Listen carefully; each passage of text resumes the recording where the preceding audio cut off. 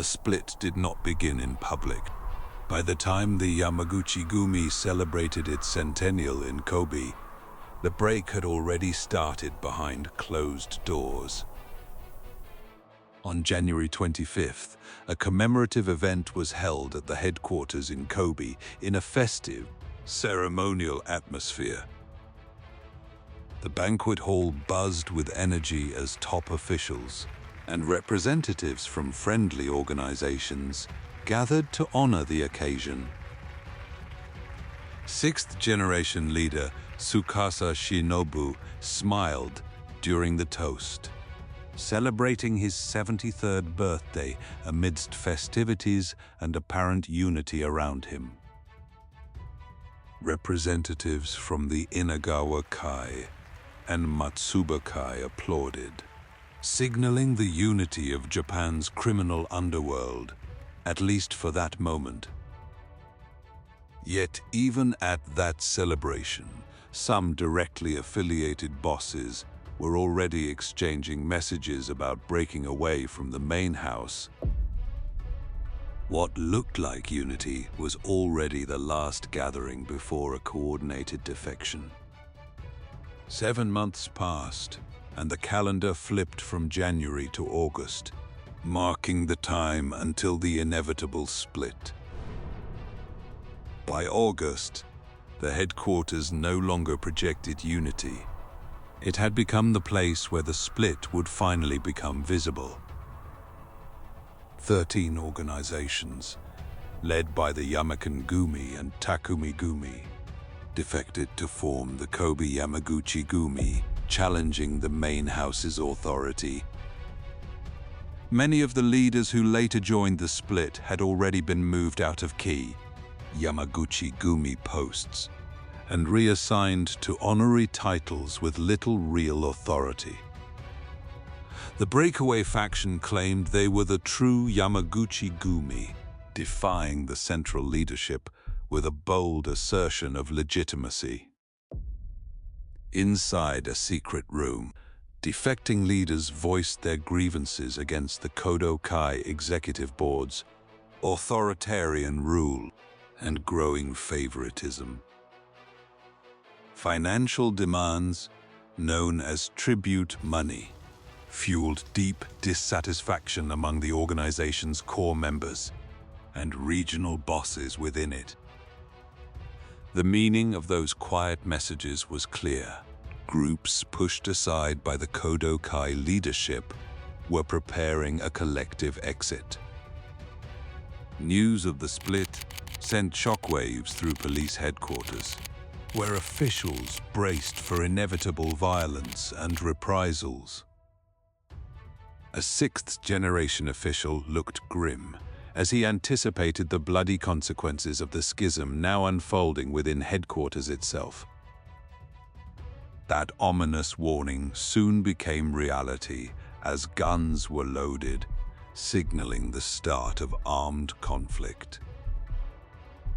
In Osaka, rumors of retaliatory attacks spread through the streets, heightening the sense of impending violence across the region. The split was rooted in the conservative traditions of the Yamakan-gumi, a faction that had long dominated the organization's core. Taoka Kazuo, the charismatic leader deified by the organization, remained a symbolic figure even after his death in 1981.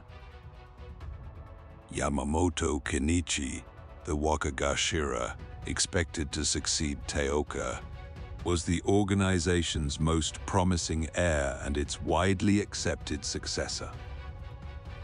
Plagued by illness, Yamamoto died in 1982, just a year after Taoka, at the young age of only 55. His sudden death at 55 left a power vacuum that would soon ignite a violent succession war within the organization. In the interim, Taoka's wife, Fumiko, known as the third-generation sister, held the organization together through dangerous uncertainty. With Fumiko's support, Takenaka Masahisa was eventually chosen as the fourth-generation leader after bitter internal maneuvering and compromise. However, powerful factions refused to accept Takenaka, setting the stage for a schism and deepening resentment throughout the organization. In June 1984, these dissidents formed the Ichiwa Kai, officially splitting from the Yamaguchi-gumi and turning dissent into public revolt. The Yama-Ichi War began, a conflict that would become the bloodiest in Japanese organized crime history for years thereafter. Then Takenaka was assassinated in Suta, Osaka. This act of violence marked the beginning of a brutal war that would claim hundreds of lives. Soon, fierce retaliation by Yamaguchi-gumi members erupted across multiple regions of Japan. The conflict spread nationwide, resulting in 317 incidents and alarming authorities across the country. The human cost was devastating, with 25 lives lost and hundreds of civilians injured far beyond the underworld itself. Police officials gathered to discuss the aftermath, noting 700 injured civilians in the wake of the chaos that followed. By February 1987, both factions officially declared an end to the war, bringing a temporary halt to the violence. The dissidents were completely defeated, and the Yamaguchi-gumi reasserted its absolute power after years of internal bloodshed. In 1989, Watanabe Yoshinori took over the Yamaken-gumi and ascended to become the fifth-generation leader, reshaping succession politics. Amid the bubble economy, construction sites symbolized the massive influx of money into the underworld during the late 1980s. Some Yakuza leaders, dubbed economic Yakuza, used land development profits to make fortunes in the stock market and beyond. Watanabe's leadership favored the Yamaken-gumi faction, creating a new internal conflict inside the organization and deepening resentment elsewhere. A new slogan spread within the organization. They said that without the Yamaken-gumi, it could hardly be called the Yamaguchi-gumi at all. Leaders from factions outside the Yamaken-gumi grew increasingly frustrated with the shifting power dynamics and blatant favoritism inside headquarters.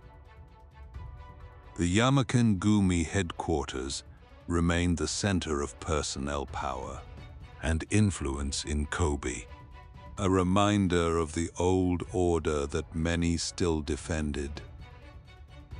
By then, the Yamaken-gumi had emerged as the leading force in the race to choose the sixth-generation leader. With the third Yamaken-gumi leader incarcerated, Tsukasa Shinobu succeeded to the sixth generation under a cloud of controversy. Under Tsukasa Shinobu, the Kodokai steadily rose, reshaping the organization's internal hierarchy. In a meeting room, the sixth-generation leadership discussed the growing unrest within the organization as distrust kept spreading internally. A secret letter from a directly affiliated leader expressed an intent to leave the organization, making the break unmistakable. On a Kyoto street, a defector met potential allies to discuss the split, far from headquarters and prying eyes. In a safe house, the plan for the split was finalized by the defecting leaders, with no compromise left. By then, 13 organizations were already coordinating their break from the main group. Then the split finally became public. A shocked official read the news of the sudden division, realizing that the internal rupture had truly begun. The leadership gathered in a smoke-filled room to plan its response before the conflict spilled further into public view. Sanctions against the defectors were laid out in an official document, turning the split into a formal rupture. From that moment, the break was irreversible.